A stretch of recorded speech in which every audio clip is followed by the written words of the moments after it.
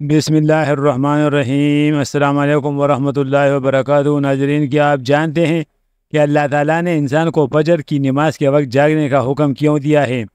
سائنسدانوں کی یہ صبح جلدی اٹھنے کی تحقیق آپ کو ہلا کر رکھ دے گی۔ سائنسدانوں نے فجر کی نماز کے وقت جاگنے پر ریسرچ کی کہ صبح کے وقت اتنا جلدی جاگنے سے کیا ہوتا ہے، تو تحقیق میں جو معلوم ہوا سن کر آپ کی عقل دنگ رہ جائے گی اور آپ کا بھی فجر کی نماز چھوڑنے کا دل نہیں کرے گا۔ اور حضور صلی اللہ علیہ وسلم نے فجر کے وقت اٹھنے کے بارے میں کیا فرمایا تھا؟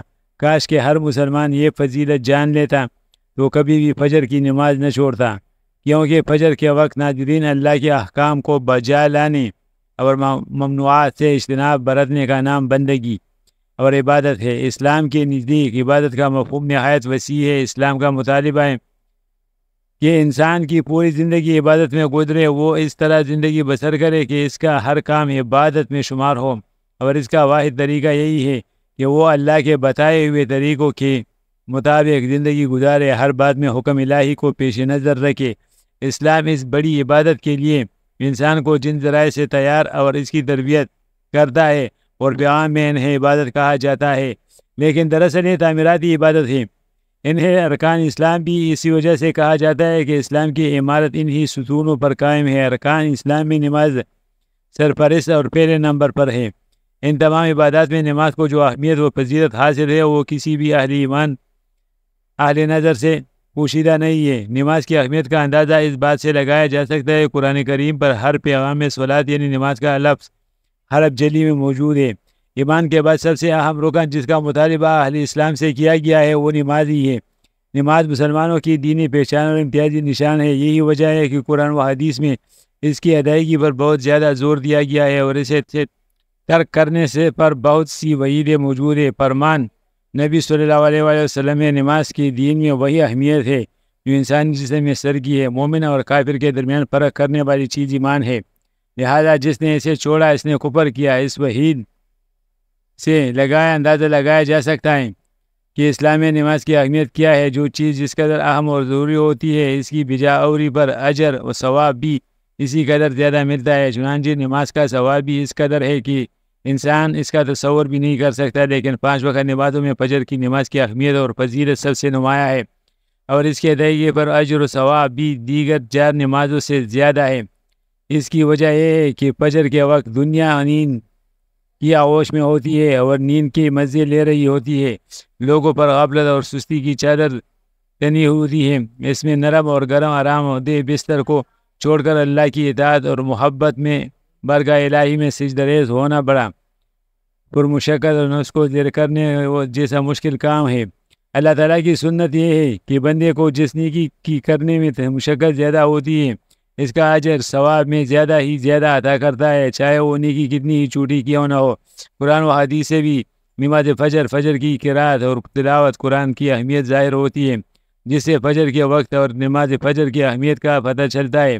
سورۃ بنی اسرائیل میں اللہ فرمایا کہ قرآن بے شک فجر کی نماز میں پڑھا جانے والا قرآن محسوس و مشہود کر سامنے آ جاتا ہے، یعنی اگر فجر کی نماز میں پڑھا جانے والا قرآن اگر سمجھ کر اور سنا جائے تو وقت فجر کے تمام انوار و تجلیات اور قرآن فیض و برکات مشکل ہو کر اللہ کے وجود اور اس کی وحدانیت کی گواہی دیتے ہیں، محسوس ہوتے ہیں۔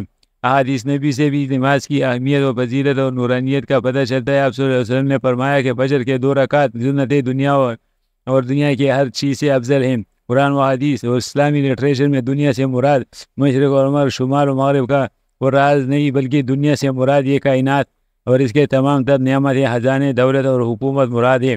ذرا سوچئے، جب فجر کی 2 رکعت سنتوں کی یہ فضیلت ہے کہ پوری دنیا کے نعمتیں اور خزانے اس کے سامنے مان پڑ جاتے ہیں، تو پھر فجر کے فرض کا کیا عالم ہوگا۔ صحیح مسلم کی روایت میں ہے کہ رسول اللہ صلی اللہ علیہ وسلم نے فرمایا، جو شخص فجر کی نماز پڑھ لیتا ہے وہ اللہ کے ذمے میں آ جاتا ہے، یعنی جو شخص فجر کی نماز کا فرائض ادا کر لیتا ہے اور اللہ کی حفاظت میں آ جاتا ہے اور اسے کوئی بھی نقصان نہیں پہنچا سکتا۔ بخاری و مسلم کی ایک روایت میں ہے کہ جس نے 2 ٹھنڈے وقت کی نماز فجر اور عصر ادا کر لی وہ جنت میں داخل ہوگا، یعنی آپ صلی اللہ علیہ وسلم نے فجر اور عصر ادا کرنے والے کو جنت کی بشارت سنائی۔ ایک اور روایت میں ہے کہ رسول اللہ صلی اللہ علیہ وسلم نے فرمایا، جو شخص عشاء کی نماز باجماعت ادا کرے گا اسے آدھی رات کی قیام و ثواب ملے گا۔ جو عشاء و فجر کی نماز باجماعت ادا کرے گا اس کے لیے پوری رات کی قیام کا ثواب ہوگا۔ نماز فجر کی ادائیگی ہماری سستی اور غفلت اور کاہلی کوتاہی انتہا کو پہنچی ہوئی ہوتی ہے۔ کوئی بھی موسم ہو بقیہ نمازوں کے مقابلے میں فجر کی نماز ہی بہت کم اعداد میں ہوتے ہیں۔ یہی حال گھروں میں خواتین کا ہے۔ فجر میں وہ اہتمام نہیں ہوتا جو بقیہ 4 نمازوں کی ادائیگی میں ہوتا ہے۔ موسم گرما میں راتیں چھوٹی ہونے کا بہانہ، موسم سرما میں صبح سردی کا بہانہ ہوتا ہے، لیکن ہمارا ہر بہانہ اور عذر نماز میں کوتاہی اور غفلت کے سلسلے میں اللہ کے ہاں قابل قبول ہوگا۔ ہم میں سے اکثر لوگوں کو یہ شکوہ ہمیشہ رہتا ہے کہ روزی میں برکت نہیں ہے، گھر میں برکت نہیں ہے، کتنا ہی کما لے پتہ ہی نہیں چلتا کہ کہاں چلا گیا۔ ہر وقت کوئی نہ کوئی مسئلہ پریشانی رہتی ہے، کبھی بیماری تو کبھی کوئی اور تنگی۔ اگر ہم اسے تمام بے برکتی، تنگ دستی، بے روزگاری اور پریشانیوں کو نماز فجر کی ادائیگی پس منظر میں دیکھے تو معلوم ہوگا کہ یہ سب بے برکتی اسی وجہ سے کہ ہم نماز فجر کی ادائیگی میں ہر درجے کی کوتاہی، غفلت، لاپرواہی اور سستی کا شکار ہیں۔ رسول اللہ صلی اللہ علیہ وسلم کے اس حوالے سے متعدد احادیث موجود ہیں جن میں رزق کی تقسیم اور فراوانی اور برکت کو نماز فجر کی ادائیگی سے مشروط کیا گیا ہے۔ ایک فرمان نبی صلی اللہ علیہ وسلم کا مفہوم ہے کہ رزق تقسیم کرنے والا فرشتہ ہر صبح فجر کے وقت بندوں کا رزق لے کر زمین پر اترتا ہے، لہذا جو دروازہ فجر کے وقت کھلا ہوتا ہے فرشتہ اس کا رزق دروازے پر رکھ کر چلا جاتا ہے، اور جو دروازہ فجر کے وقت بند ہوتا ہے فرشتہ اس کا رزق واپس لے کر چلا جاتا ہے۔ اس حدیث نبی صلی اللہ علیہ وسلم میں فجر کی وقت دروازہ کھلا ہونے کا مطلب یہ ہے کہ جس گھر کے افراد صبح فجر کے وقت بیدار ہو کے نماز فجر ادا کرتے ہیں انہیں ان کا رزق عطا کر دیا جاتا ہے۔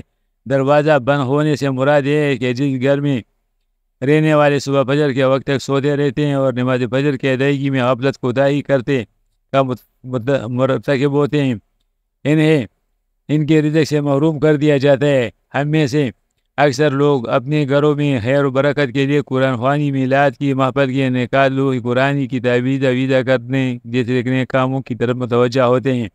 اس سے تو انکار نہیں کہ بلا شبہ ان تمام محفل، میلاد، قرآن کے نقش گھر میں تعویذ کرنے سے خیر و برکت کا ہونا نماز کی ادائیگی سے مشروط ہے۔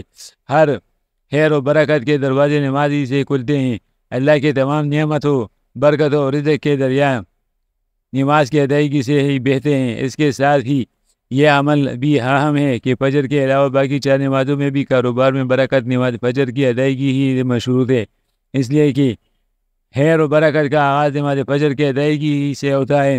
یاد رکھیے نماز فجر کی کوتاہی اور غفلت اور نماز نہ پڑھنا گھر کی نحوس کی علامت کا آغاز ہے۔ رسول اللہ صلی اللہ علیہ وسلم نے ایسے مسلمان کو خبیث اور منافق قرار دیا ہے۔ آپ صلی اللہ علیہ وسلم نے فرمایا کہ ایسے شخص کو میرا دل چاہتا ہے کہ آگ لگا کر جلا دوں۔ ناظرین، کبھی آپ کے ذہن میں یہ سوال آیا ہے کہ اللہ نے ہمیں فجر کے وقت جاگنے کا حکم کیوں دیا ہے؟ یا فجر کا وقت صرف نماز پڑھنے کا وقت ہوتا ہے، یا اس وقت کے پیچھے ایک راز پوشیدہ ہے؟ وہ راز کیا ہے؟ اس راز کو جاننے سے پہلے ضروری ہے کہ ہم نماز کے بارے میں جانیں جو ہم پر دن میں 5 مرتبہ فرض کی گئی ہے، اور یہ 5 نمازیں کس طرح فرض ہوئی ہیں۔ اس کے پیچھے بھی ایک شاندار وجہ ہے، جس وجہ کا مظاہرہ سفر معراج میں اس وقت ہوا جب محمد صلی اللہ علیہ وسلم اللہ سے ملاقات کے لیے وقت کے انتہائی مختصر حصے میں 7ویں آسمان سے بھی آگے تشریف لے گئے۔ اسی رات اللہ تعالیٰ نے ایک خاص پس منظر میں اپنے حبیب رحمت عالم صلی اللہ علیہ وسلم کو آسمان پر بلایا اور اپنے خصوصی انعامات سے نوازا۔ اس مبارک سفر میں اللہ تعالیٰ نے اپنے قرب خاص سے نوازا، انبیاء کرام سے ملاقاتیں کروائی، جنت و جہنم کا مشاہدہ کروایا، اور نیکیوں کے اجر و ثواب اور برائیوں کے عذاب کا نظارہ کروایا۔ اس عظیم سفر میں بہت سے انعامات سے نوازا گیا، جن میں سے ایک خاص انعام امت کے لیے نماز کا تحفہ بھی ہے، اور قیامت تک کے انسانوں کو اپنے معبود اور خالق سے قریب تر کرنے کا عظیم تحفہ اور عبادت یعنی نماز اسی سفر میں ادا کی گئی ہے۔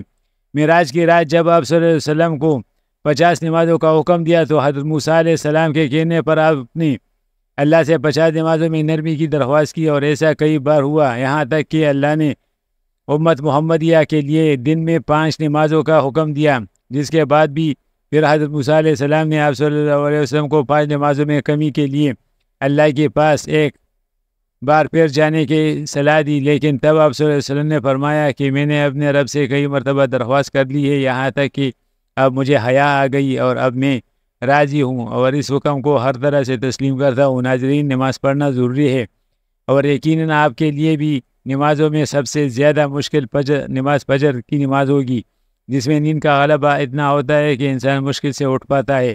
لیکن دن کے اس خاص حصے میں جو راز پوشیدہ ہے، اسے جب آپ جانو گے تو یقین کریں آپ فجر کی نماز کبھی نہیں چھوڑیں گے۔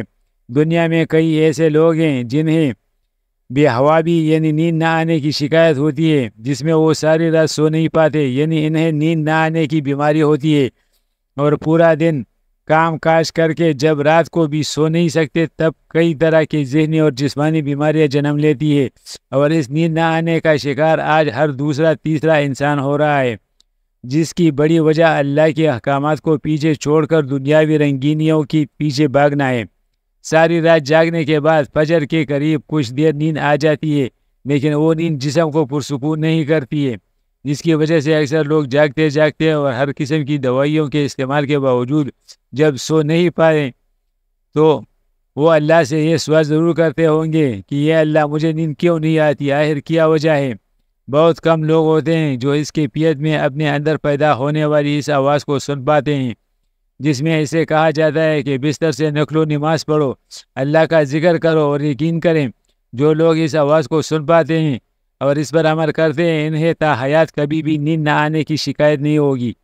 اس حوالے سے ایک صوفی نظم ہے جس کا امریکی مصنف نے ترجمہ کیا ہے، جس کا عنوان ہے یعنی صبح کی نماز کے بعد دوبارہ مت سو جانا، صبح کی ٹھنڈی ہوائیں ایک راز لاتی ہے۔ آپ صلی اللہ علیہ وسلم نے فرمایا دن اور رات میں فرشتوں کی ڈیوٹی بدلتی رہتی ہے، اور فجر اور عصر کی نماز کی ڈیوٹی پر آنے والے فرشتے اور جانے والے فرشتے ایک دوسرے سے ملتے ہیں۔ پھر تمہارے پاس رہنے والے فرشتے جب اوپر چڑھتے ہیں تو اللہ تعالیٰ پوچھتا ہے، حالانکہ وہ ہم سے بہت زیادہ اپنے بندوں کے متعلق جانتا ہے، کہ میرے بندوں کو تم نے کس حال میں چھوڑا ہے؟ وہ کہتے ہیں جب ہم گئے تو فجر کی نماز پڑھ رہے تھے، اور جب ان کے پاس سے آئے تو وہ عصر کی نماز پڑھ رہے ہوتے۔ فجر اور عصر کی نمازوں کے اوقات میں سونے سے منع کرنے کی پیچھے بھی ایک بڑی وجہ ہے، اور وہ یہ ہے کہ سائنس کہتی ہے کہ صبح سورج طلوع ہوتے وقت اور شام کو غروب ہوتے سے پہلے سونا نہیں چاہیے، کیونکہ صبح کے وقت زمین پر آکسیجن بہت زیادہ مقدار میں ہوتی ہے، جس وقت ماحول تر و تازہ ہوتا ہے، اور یہ آکسیجن آپ کو دن بھر فٹ رکھنے کے لیے انتہائی ضروری ہوتا ہے۔ تو جو اس وقت اٹھ جاتا ہے تو وہ اس تازہ آکسیجن سے فٹ رہتا ہے، اور عصر کے وقت زمین پر آکسیجن کی کمی ہو جاتی ہے۔ تو اگر کوئی سو جاتا ہے تو اس کو آکسیجن کی کم مقدار ملتی ہے، جس کی وجہ سے جب وہ جاگتا ہے تو اس کے سر میں درد اور طبیعت بہت بے چین ہو جاتی ہے، اور یہی بڑا وجہ ہے کہ دین اسلام میں ان دونوں اوقات میں سونے سے منع فرمایا گیا ہے۔ رسول کریم صلی اللہ علیہ وسلم نے فرمایا سورج نکلنے سے پہلے اور سورج غروب ہونے سے پہلے نماز ادا کرنے والا جہنم میں ہرگز داخل نہیں ہوگا۔ نماز فجر کے بارے میں ایسے بے شمار فضائل اور بھی ہیں جن کو ہم نہیں جان سکتے، اگر انسان ان کو جان لے تو کبھی کوتاہی نہیں کرے گا۔ رسول کریم صلی اللہ علیہ وسلم کا فرمان ہے اگر وہ لوگ عشاء اور نماز فجر کی فضیلت کے بارے میں جان لے تو وہ ضرور بضرور ان نمازوں میں حاضر ہوتے ہیں، ان کو خود کو گھسیٹتے ہوئے ہی آنا پڑے۔ اب آپ خود اندازہ کیجئے کہ ایک طرف ان دو نمازوں کی اتنی فضیلت و اہمیت ہے اور دوسری طرف کی ادائیگی میں کتنی سستی اور لاپرواہی برتی جاتی ہے۔ اللہ تعالیٰ ہم سب کو 5 وقت کا نمازی بنائے اور صبح نماز کے لیے جلدی اٹھنے کی توفیق عطا فرمائے اور ہمارا خاتمہ ایمان پر پائے، آمین۔ ناظرین، ویڈیو اچھی لگی ہو تو ویڈیو کو لائک کرے، شیئر کرے، چینل کو سبسکرائب کرے، اور کومنٹ باکس میں اللہ تعالیٰ کے 99 ناموں میں سے ایک نام ضرور ٹائپ کرے۔ اگلی ویڈیو تک کے لیے اجازت دیجیے، اللہ حافظ۔